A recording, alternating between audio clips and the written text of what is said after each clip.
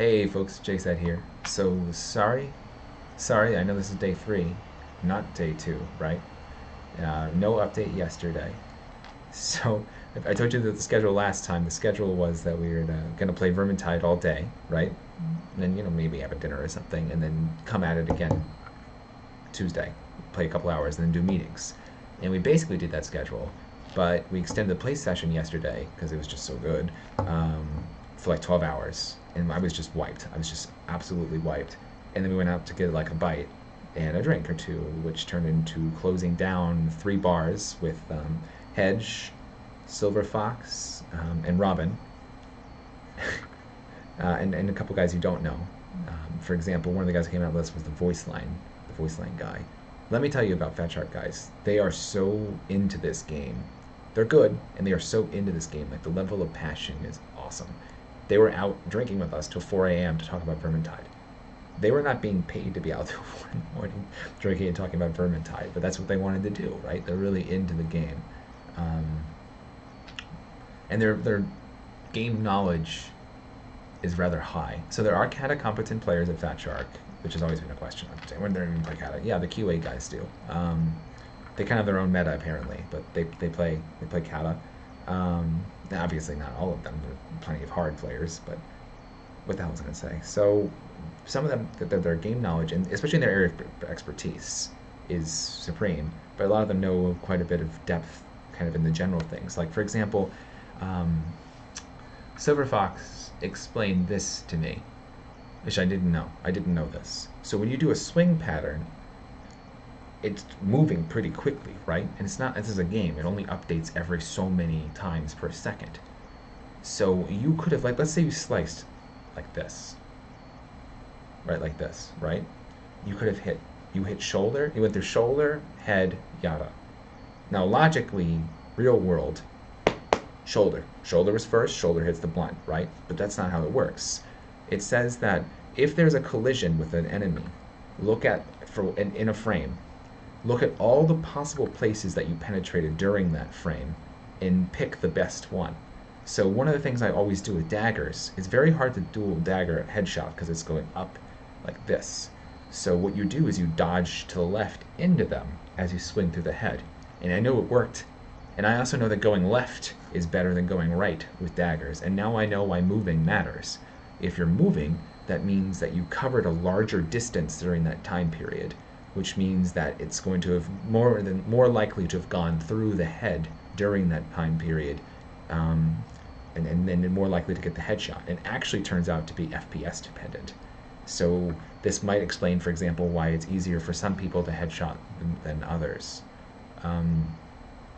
Actually, that probably explains what's wrong with one-handed sword, too, for some people that have low FPS. The interpolation must be wrong for that weapon somehow.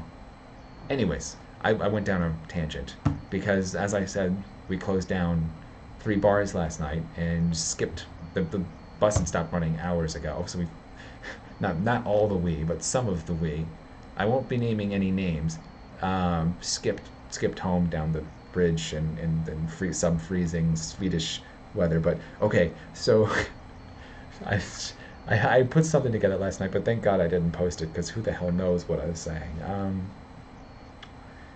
But we got up this morning, we did it all again. So we did hours of play, including the highest difficulty. More on that in a minute. But then we had meetings all day. So we met with sound, and they're, again, really passionate, really cool new things with sound. I'll say a little bit about it in a minute. And then a big meeting with level design. Like, they were really pushing us to go through every new map, because they wanted to sit down, they wanted to talk about what events work, how is the pacing, how is the intensity, what about the mini boss spawn points, like overtrigger equivalents, how are those, how did it feel, how did it look, what was gorgeous, what wasn't, what was boring. Spoiler alert, the maps were all gorgeous, the maps were all really good. Now, yes, more could be done to do pace tweaks here and there, but that's what they're working on right now, right? They're getting they've got all the systems in place. It runs beautifully. It's a really amazing game. So I guess I should have led with this. Vermintide 2 it's like it could be called Vermintide 3. Like the amount of iteration and just sheer like quality when you see it, and amount of stuff that's going on, it's gonna blow you away. Like The Witcher 3, yeah, it's got like live graphics and all sorts of cool stuff like that, like the trees move more and such. But in terms of like aesthetic feel and quality, the game is gorgeous. I mean, I played through Witcher 3. I know, JSAT didn't plan potato settings, but the maps were so beautiful at some points. Like Crindy was sitting right next to me, that I would that I would look over at him so I could see how beautiful it was on his. Because of course the first thing I did was potato everything for performance. Um, One more note on Fatshark before we move on. So yeah, the office is really nice. They're in 2 floors now. It's got the typical Swedish efficiency, right? So it's all very bright, and there's a very collaborative atmosphere. You could tell that they were working with each other. They were all day working hard, developing Vermintide. That's what they were doing. It was cool. Um, and everybody was really, kind of friendly and excited. You could tell that Monday was a different day. Like everybody was around the water cooler and having coffee with us when we got there. Um, okay, so let's talk maps. The maps, they're so not just from each other, but within the map itself. The flavor, the feel of the map. There's like you start in one area that's got kind of one feel. Like what can I even say? You're gonna I mean, I can just give for instances. You're gonna be in something that's dank for portions of it, but then it's gonna transition to like maybe like an older part of the sewer or something. And that's gonna have like a different feel, and it's gonna look different. You know how with Vermintide 1, like the number of rock assets and the way they're used and such, sometimes they're so like the game is really pretty, right? Like Fatshark got a lot of praise for Vermintide 1 being, why isn't this? Hello? So Fatshark 1 got a lot of praise for Vermintide 1 being pretty, but in this game, like in Vermintide 1, I can start noticing when the rocks are reused and such, and like maybe you'll notice that. But the game has the level of detail and attention to detail and number of art assets and how pretty everything looks and all the post effects, and even with everything shut off, it's way prettier. And we had Prindy here for a reason, and he was talking about how the level design, in terms of, is this place supposed to be a city that was just alive? Does it feel like a city, or does it feel like, let's be honest about Reichwald Forest. Reichwald Forest feels like a hallway with cardboard cutouts of trees around it. It doesn't feel like a forest. When you walk through a forest in Vermintide 2, it's a fucking forest. It's a forest. It's gorgeous. It's expansive. There's so much more options. And again, the city layout makes sense. It's situated in such a way, and then it looks like it. Like Horn is an amazing map, and like these maps are like all Horn quality. Um, I was blown away. Like even I saw the tech demo like 4 times and broke it down and tried to figure it all out and stuff, and figure out locations and what the mechanics were like from it. So I thought I really kind of knew what I was getting into. But that map, as cool as the feel is in a lot of that map, the immersiveness, um, aesthetically, some of them are just even another level above that. So they're all very expansive in terms of feel, in terms of there's many more open areas, very open areas. A lot of Vermintide is very narrow. It's very corridor oriented. This map, these maps have a lot more variety. Um,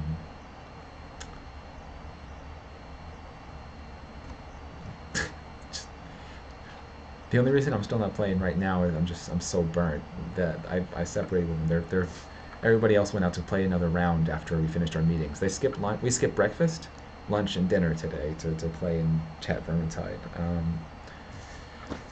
Okay, what else? Performance. So I was hosting a good chunk of it. I was on an i7 like 5600 or something, 1080, and this is not an optimized, like fully optimized version at all. and I made them go get me another cable so I could turn on the 144 hertz on the monitor, right? Because I was getting over 90 plus, depending on what's going on, way over that, like 200-ish, to like spiking into the 90s, a little lower.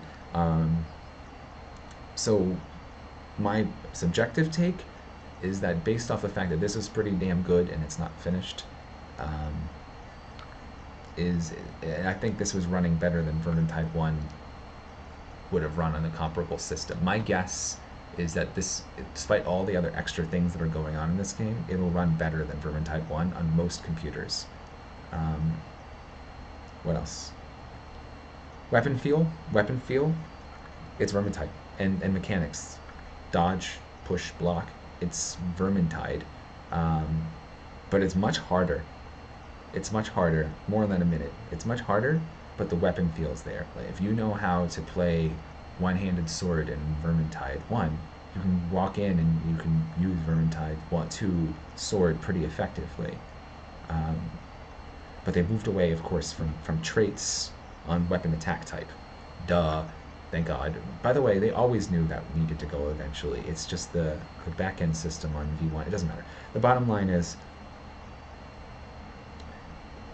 the weapons feel good, and I feel like there's a much more reason to use a variety of attacks than there was before, especially because of the chaos, but more on that momentarily. What else? So if you had a weapon that's like down, right to up, left, it's very hard to headshot with in Vermintide 1. You have to be very good at like doing exactly the right range, or maybe dodging at the same time or something. I didn't feel that way at all with this. Like, yeah, some, but I felt like I could headshot a lot, even with like the more cumbersome type weapons. And the headshotting was really rewarding. Getting heads started off and stuff is cool. I think dodge is going to be a lot less OP. A lot less OP. It's going to be a lot more. We didn't have problems where if somebody got cut off during a horde, even a chaos horde, if they did some solid wall scoot, they could solo, right? We're talking high end players too, right? But it's not like, one-handed sword Sienna is going to be making circles around hordes or something. Like, the pace of dodging was slower. Dodge, dodge, dodge. That's normal. Now it's dodge, dodge. Except for Weight Watcher, because elf things. Not Weight Watcher, elf. I don't think Weight Watcher is one of the careers. They couldn't have picked the worst person to send here if you guys wanted to hear all the juicy details about exactly what the traits are and exactly what the progression's like and such. Because the truth is that we had gear that was adequate and kind of like balanced for normal, and we were playing the tier 5 difficulty. The names are all subject to change, and it might not even be 5 difficulty. I don't remember if it was 5 difficulty. Whatever top was, they're still playing with that. But skill, uber all. Skill, map knowledge, awareness, good headphones and paying attention to it, still is the dominant factor. But traits, so weapon traits, trinket traits, and the character passive, character active, less, but character passive, and then all the different skill tree unlocks, whatever they're called, you get to use. They're excellent in that they're not. Yes, 100%. Mark my words. There are going to be some busted builds we find pretty quick, right? If you start stacking certain attributes on top of each other, and then they like, I don't know. You get the idea. Every game has these issues. I mean, go back to Diablo 3 with critical mass. Crit chances decrease cooldowns, and like it took us a while, but eventually people realized you could bust the hell out of the game to the point where you had to like get carpal tunnel or use auto hotkey to cast fast enough when you put all in. It's not going to be that level of busted, but we're going to find stuff it's just too much, and we're going to find it in the first couple weeks, and they're going to aggressively rebalance, and we'll get there. It's inevitable. In 1 month, it'll be. Imagine there's like 500,000 people playing in 10 hours on average per person per player. or take one serious. Let's take the 200, maybe 2,000 extremely serious Vermintide players that are going to be there, and say each of us spends, close to 100 hours. Where that's 500,000 hours to try to find what's busted, and try things and stuff, and then have different ideas about what might be busted and try different things. We're gonna bust the game for sure, but I'm just gonna fix this. I won't worry about it.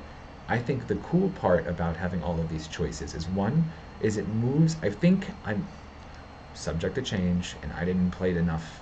I mean, 18, 16 hours is not enough to know, long term.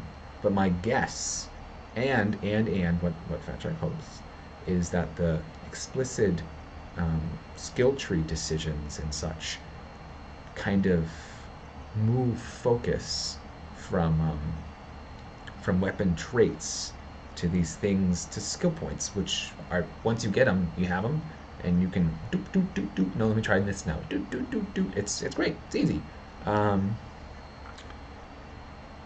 What? It means you can enable all sorts of play styles, right? Like you'll have a more range-oriented build you can pull out, to the point where if you do all of it, you might have enough ammo sustain and such to start spamming ambience. They call those roamers, by the way. We call them ambience. They call them roamers. Oh, and speaking of roamers, there were a lot. Rats weren't all. There were plenty of rats, kind of chilling out, and chaos kind of chilling out. But there was also plenty of like patrol pathing and different stuff. So let's talk about combat more, because I think I can talk about combat and the feel of combat without venturing into NDA territory. So let's talk mini bosses first. So we could even talk Ogre first. Ogre, V2 Ogre is not V1 Ogre reskinned. He is much more aggressive. So like one of the things is, if you lose aggro, somebody else picks up aggro, the Ogre, right, in V1 takes his time, takes his sweet time at reorienting, turning, and pursuing this guy. And yes, Vermintide 1 Ogre for new players is an unstoppable object that achieves its purpose of chaos. But in Vermintide 2, they do chaos, but also they beat you up. And it's in trying to play defense against them, we don't know exactly how to do it yet. So with dodging, blocking, yada yada yada, if you have aggro, you can not take damage pretty well for like Ogre. But less easily, and I don't think Ogre dodging is going to be a thing. But again, 16 hours with 4 people who are all murdering things with me, so it's like, and then crowded voice comms when we're all sitting next to each other with open type headphones. Like it's not an ideal environment to try to test out the very, very detailed levels of we're gonna have hours to do that as soon as we get the game. So they're very aggressive, and the moveset's less choreographed and more varied. And then you could have like the Armor Ogre, and he is so normal Ogre has always been an unstoppable object that forces the team into movement, into chaos. So Armored Ogre's got some of that, but he's also got like a pretty strong area denial component that goes with it too, which is interesting. Nurgle, and the I think it's Nurgle, whatever it's called, the tentacle guy, is so headshotting him is different. How his weaknesses are different. The armor Ogre is really interesting in how you damage him. They felt different. They felt different, even though there were 3 of them, 4 of them, more. They felt different. Their movesets were different. They were more aggressive. They were more of a threat in and of themselves, rather than something that makes other things dangerous. So Vermintide 1 did an amazing job of combined attack. When you have the Horde, okay. When you have a Storm Vermin, okay. When you have a special, okay. But when you have Clan Rats, Storm Vermin at the same time, trying to melee them is non-trivial, right? You stack things on top of each other, they become much more dangerous. They become more dangerous. Um, so that's when Vermintide 1, and then an assassin spawns on top of that, and you're in some trouble. Um, Vermintide 2, it's very obvious to me they spent a considerable amount of time asking, how do we do boss fights? How do we make individual units, even like the specials, like the Plague Monk and such, more individually dynamic and challenging, so that they necessitate various play. You left click to win is not a thing. Left click to win is not a thing, even on lower difficulties here. We were playing normal with starting progression, like starting gear, and we were getting our ass handed to us at first. Like, I mean, honestly, the reason we were losing it when we were losing at first was it was just so hard to do voice comms when there's 4 people playing right next to each other. They're trying to talk through Discord because I can't hear Pyros on the other side without some sort of voice transmit, but we're all on open backed headphones so we can hear their noise pollution there. And there's the like half the development team, okay, so like more like 7 guys, 10 guys, whatever, watching, and then we're going back and forth asking them about mechanics, or we're making like giving feedback, or like, holy shit, that was awesome, we tell you about how awesome your level design is. It was communication. It took a while to start getting to the point where you could communicate. It was just hard to focus with it. But the bottom line, what I'm really trying to say is that normal was hard. Um, I have a feeling it'll probably be a little less hard by the time you guys see it. But in game dev, you gotta be afraid sometimes that you make things too hard. It's gonna like turn off people, yada yada yada. But I think the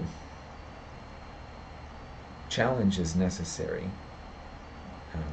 and boredom is the real danger. And literally, there were maps that were, you know how the career has no events? There were maps that were in the geometry and the aesthetics and such were so nice that I feel like you could walk through them 100 times, right? While playing only against default horde special mini boss triggers, right? Like no custom events, which by the way, every map has tons of custom stuff. And here's another thing I can say, that in their map design, it's obvious that we are in lockstep with them about what type of events are cool and work for Vermintide, right? Guess here's a little hint. They hate Well Watch 2. Just saying.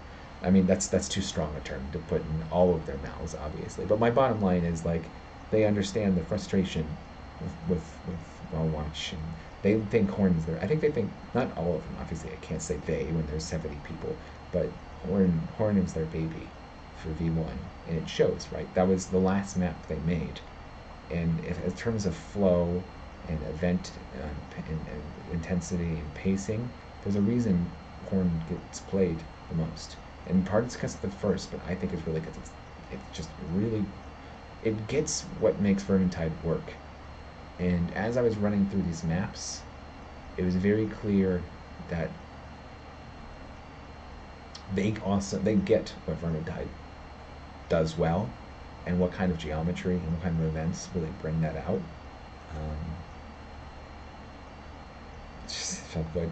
What else? Okay, good. So the mini bosses were extremely dangerous, and they really forced things. But I didn't ever. There's only one time I felt frustrated with a mini boss. Wasn't me actually. It was Pyro. I remember I was frustrated. I was on the other end of it, but he got cornered, and we just couldn't get the aggro off of. But that was like the only time, and maybe that was because of some other weird foible, and I'm sure we'll figure it out. So they didn't feel frustrating, which is important, because I feel like a lot of times when games do bosses, they're either trivial or they're frustrating, and there's very few games that can make a boss that feels good. I thought Crunch was okay. The mini bosses here and such, they're much more interesting. They're much more interesting. What else? Oh, excellent. Chaos. So one of the things that you remember probably from the beta, and they're talking about chaos, is like, for example, it's harder to control groups of chaos, right? That's what they were saying. And the idea was that these guys are like beefier. Skaven are little guys, and we can cleave through them and stuff, and dumpster, a whole horde of them. Whereas these guys are like individually more threatening. And you actually did get the feel that they were harder to control and push around. Um, they were harder to control. They were hardier. When you hit them, the viscerals in this game are great. I was playing kind of more range oriented at first because we were so terrified of specials. But at some point when we switched it up to try different things, I played spear. So that's the default Carillion weapon, the one from the, the beta. So its attack is, what is it? Boom. Light attack combos. Stab, stab, slash, stab. And the charge attack is slash, stab. So immediately the first thing I can say is with stab, that's kind of upward facing. You're like, oh shoot, there's no way you're going to be able to headshot with that unless you're at the right distance. But it was actually quite intuitive to headshot with it. It was easier to headshot with it and more intuitive than like Rapier and Vermin Type 1. Again, the weapon feel was better than Vermin Type 1, and weapon feel in Vermin Type 1 is incredible. So I used it and I switched to more melee oriented, and instantly my joy meter, my intensity meter went through the roof. It felt so good. So I was doing just I was chaining heavy 1 on density for the most part, but then switching to either heavy or light. So I would be like stab through these two, and you can headshot with it if you come in like almost like glaive, right? So if the head's here, you're aiming. How do I say this?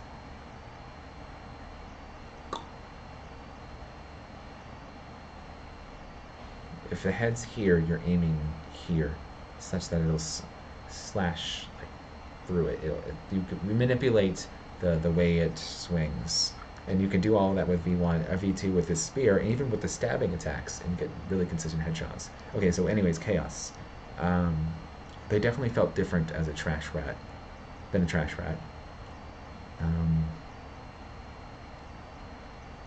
It was just the way they move their heads and stuff, and trying to headshot them from range because they're meteor, right? So it's worth spending the time sometimes to spam them as ambience and such, or as they're approaching. And a lot of times, like Storm Vermin, for example, they just do the random head thing, or as they're moving forward, they're doing so much randomness that headshot is not really that consistent. But these guys, they're slower, they're bulkier, so they're easier to like kind of lead, even with like longbow. And another deal that goes with that is even though we're just starting right now, when they got knocked back, so like Kruber does his 200 hammer swing into it, and it knocks him back, I could anticipate kind of where the head was going to go. And not like because I know exactly here, but because I saw it moving, and like, oh, it looks like it should go to like roughly here. Let me aim there. And I did it, and it's where the head went. So like, the animations and such feel good. Headshotting them feels good. They're scarier. If you get stuck in a corner with them, it feels a little scarier than with clans. What else? Oh, the new specials. All I can really say is that the new specials are not, just reskinned. You know how the way Assassin is different than a Packmaster? Yeah, they're both disablers. Okay. But just because they both kind of disablers doesn't make them feel the same. They feel rather different, right? So yeah, there's like area denial in the new specials, but they feel different. And then there's like new mechanics that haven't even been discussed yet that feel very different, and they're very interesting.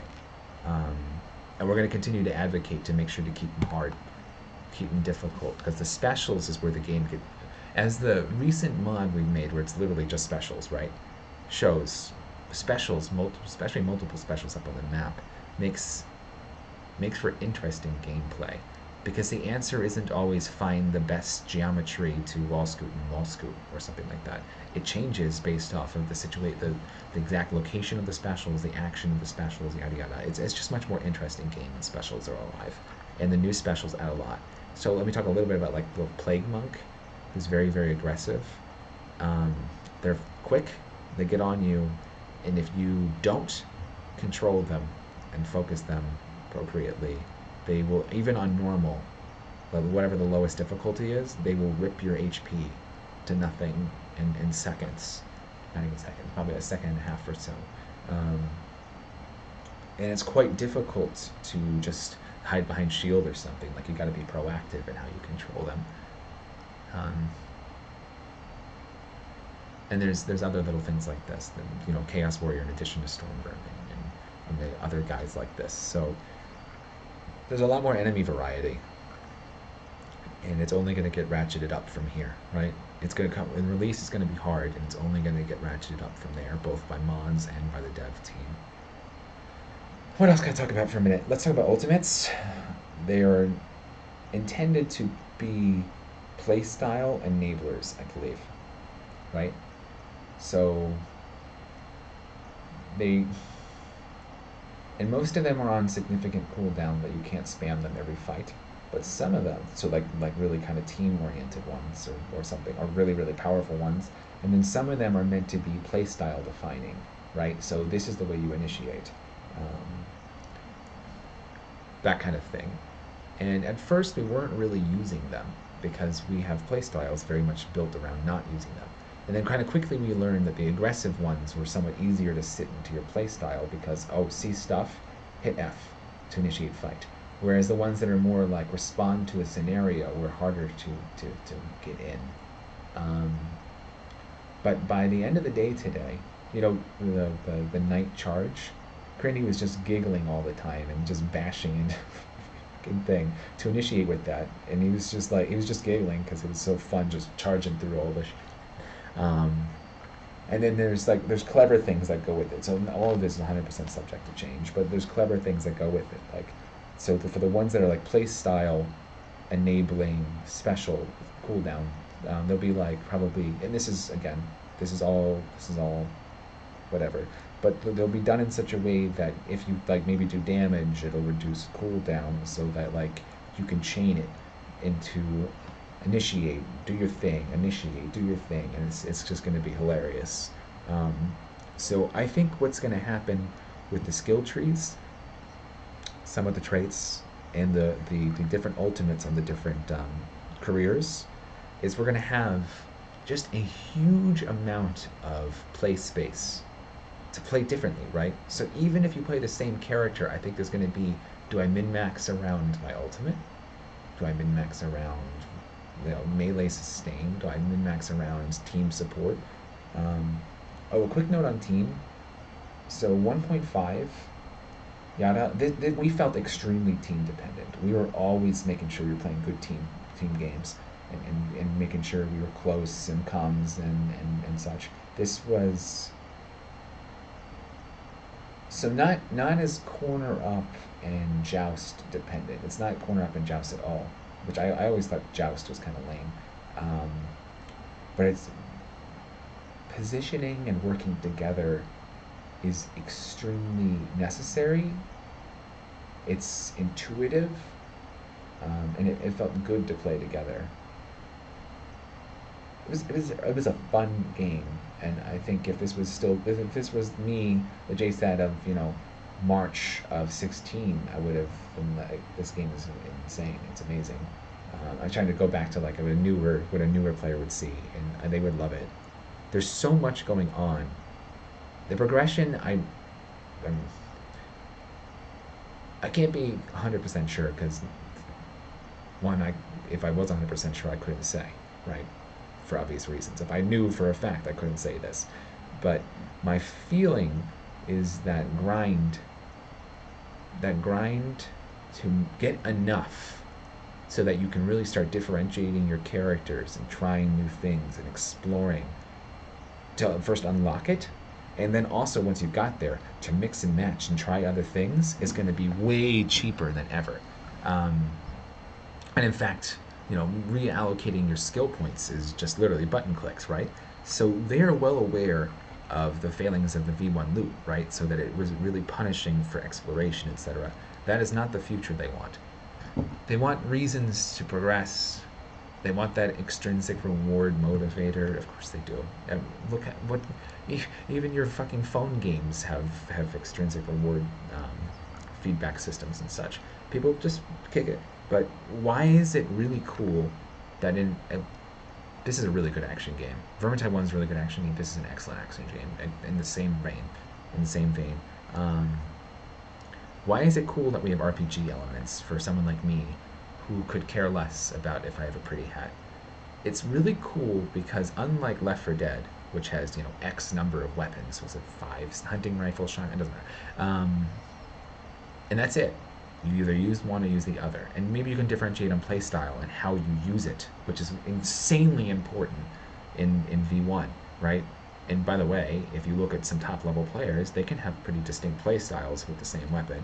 But a lot of the times, and unfortunately for V1, is the playstyle is somewhat consistent. Left click, dodge, left click, dodge. It's just not that interesting. I think it's going to be a lot more of mix and matching. But why is RPG elements interesting in an action game? It means there's so many other ways to try to play and to explore. Exploring and making your own thing work is fun. It's cool. So I think the result of all this extra progression, I think it's going to give people a ton of things to do. There's going to be so much to do that your casual players and your progression players, your extrinsic progression players like Crindy are not going to get bored.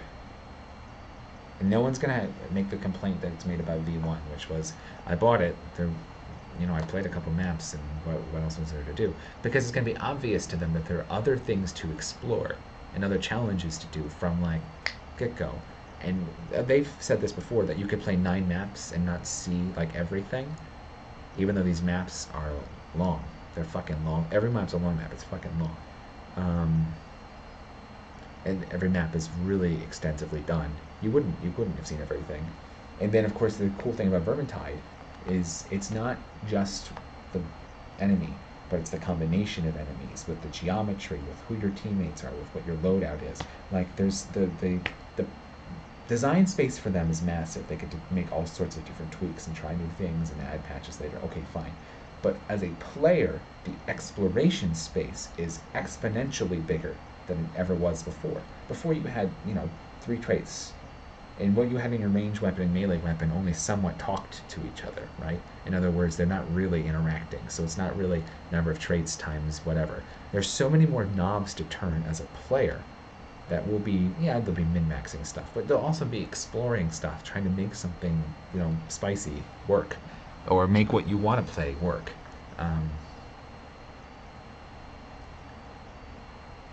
Anyway, I'm so flippin' tired. This has been like a half an hour. Okay, a 40-minute update. So why don't we call it? My vast suspicion is this game is going to be a runaway success. That the feel of it. I mean, even to the degree the sound just felt better. There was a double Packmaster spawn, which is notoriously difficult to notice in V1. And on sound alone, I instantly said double Packmaster, right? That's pretty good. That's really, the sound design is amazing, and they did all these really cool developments with the sound system to make it really feel like you are in the battle, right? And the game, it feels really good. It looks really good. I guarantee we're going to be able to ratchet challenge, and they're going to ratchet challenge. It's got the challenge there. This is really the Vermintide sequel we deserve. There's so many things I wish I could tell you guys, but obviously, well, it'll go massive on beta in just a couple weeks or something. I don't have a release date on anything. I don't have a release date. I don't have a beta date. So anything I say about times, I don't know. I don't know anything. So if I say in a couple weeks, it's not because I mean in a couple weeks. It means because that's what I suspect. I've always suspected, mid-late Feb as beta release. Maybe a little earlier, I don't know. You guys are, and then we can talk. We can talk more. Obviously, it's a really amazing game. All right, enough, enough. So there's obviously some general topics I didn't cover in too much detail, and I don't know how much more I can say short term. But if there's like a major area you want me to at least comment on, not details, but more like how did it feel? Was it different? Let me know. Otherwise, um, sorry you guys don't get to play tomorrow. I'm sorry you don't playing right now. I'll be sorry when I go back home and I don't get to keep playing. Let me get some sleep so I can get up early and do it all over again tomorrow. So tomorrow is another play session, and we're gonna be doing it like with like sound design over our ear, for example. So we can be like, what's this? Or this sounds good, like, or this maybe should be more like this, yada yada. And then we're doing, we got a CEO meeting. We're gonna meet with all the people who basically make Vermintide. So progression, balance, meta. In other words, that is progression, yada yada yada. Um,